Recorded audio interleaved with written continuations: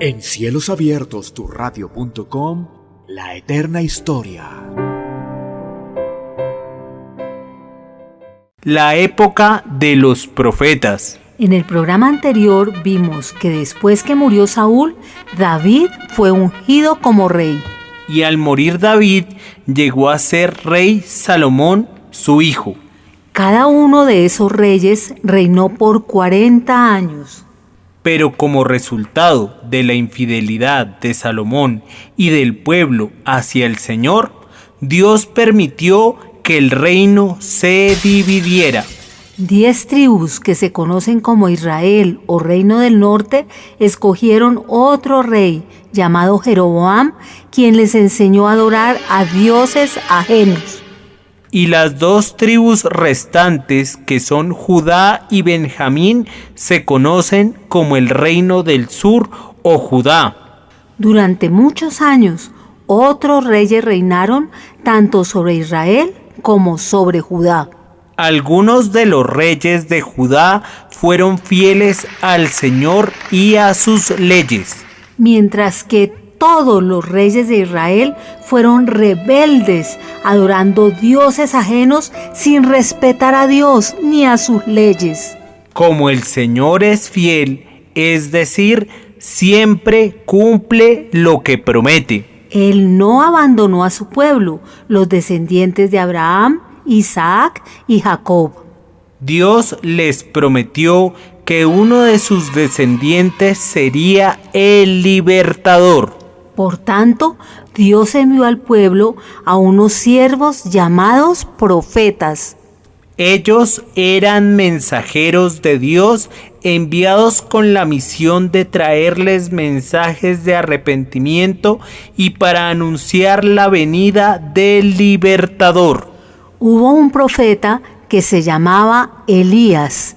Él era un hombre corriente que pecaba, que a veces tenía miedo, pero Elías confiaba en Dios y le obedecía. Debes saber algunas cosas antes de que comencemos a relatar este suceso. La gente en la tierra de Israel, a donde fue enviado Elías, era malvada. Había un rey llamado Acab, quien tenía una esposa llamada Jezabel. Juntos ayudaron a hacer de Israel un lugar que no le agradaba a Dios, adorando a un falso Dios llamado Baal.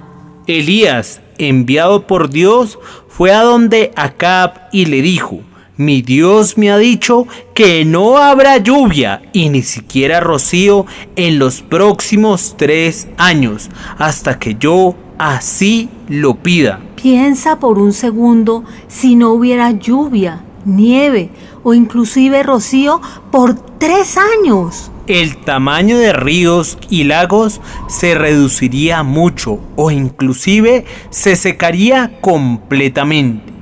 Como de allí obtenemos nuestra agua, probablemente ya no podríamos bañarnos, ni descargar las cisternas de los inodoros.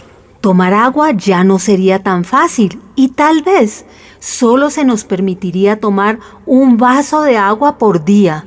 Por orden de Dios, Elías le mostraría a la gente de Israel, al rey Acab y a Jezabel, que Baal no es Dios. Habían pasado más de 3 años sin que hubiera caído una gota de agua del cielo. Los animales comenzaban a morir porque no tenían agua ni comida. También durante este tiempo, la malvada Jezabel estaba tratando de deshacerse de todos los profetas de Dios como Elías. Dios habló a Elías y le dijo: ve donde Acab y enviaré lluvia. Así que Elías fue a buscar a Acab. Cuando Acab supo que Elías quería verlo, dijo enfurecido: ¿eres tú, Elías, el alborotador de Israel? Elías respondió: no soy el alborotador. Primero fue tu padre y ahora tú, quien desobedeces a Dios una y otra vez. Dejaste de seguir sus mandamientos para seguir a Baal. Ahora trae a la gente de Israel a mi encuentro en el monte Carmelo. Trae todos los falsos profetas de Baal y los profetas que alimenta Jezabel. Toda la gente se reunió en el monte Carmelo. Elías se presentó frente a ellos y dijo: ¿cuánto más seguirán cambiando de opinión? Si el Señor es Dios, síganlo, pero si Baal es Dios, síganlo. La multitud se quedó allí sin decir palabra. Luego Elías les dijo: esto es lo que haremos. Yo soy el único profeta que queda del Señor, y Baal tiene más de 400. Traigan 2 bueyes y escojan uno, y yo tomaré el otro. Córtenlo en pedazos, pónganlo sobre la leña y no prendan fuego. Yo haré lo mismo. Luego pídanle a Baal y yo pediré al Señor. El Dios que escuche y prenda el fuego es el Dios verdadero. Los profetas de Baal escogieron al mejor buey, lo cortaron y lo pusieron sobre la leña. Luego comenzaron a pedir a Baal que encendiera el fuego. Gritaban y bailaban alrededor del altar pidiendo a Baal que encendiera el fuego. Gritaron y gritaron desde la mañana hasta el mediodía sin recibir respuesta. Cerca del mediodía, Elías dijo a los profetas de Baal: tal vez no están gritando lo suficientemente fuerte. Tal vez su Dios está ocupado o durmiendo y no les puede oír. Mejor será que griten más fuerte. Así que algunos corrieron alrededor pidiendo a Baal, otros se inclinaban y lloraban a Baal. Nada parecía ser suficiente y no sucedió nada. Finalmente, Elías llamó a la gente hacia su altar y comenzó a construirlo.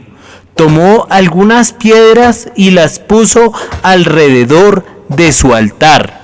Luego construyó una zanja alrededor de su altar para contener 4 vasijas grandes llenas de agua. Luego Elías hizo algo muy extraño. Le pidió a la gente que vertiera agua sobre su buey, sobre la leña y suficiente agua para llenar las zanjas debajo del altar.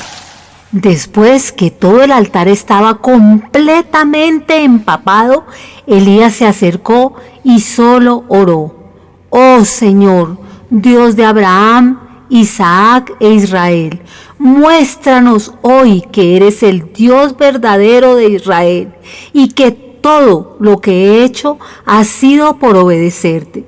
Contéstame, Señor, para que estas personas puedan creer en ti nuevamente. Cuando Elías terminó su oración y todos observaban en silencio, cayó fuego de Jehová sobre el altar y todo se cubrió de llamas. Todo se quemó hasta hacerse cenizas y toda el agua se evaporó. Cuando todos vieron esto, se sorprendieron y comenzaron a caer de rodillas y a gritar: el Señor, Él es Dios, el Señor es el Dios verdadero.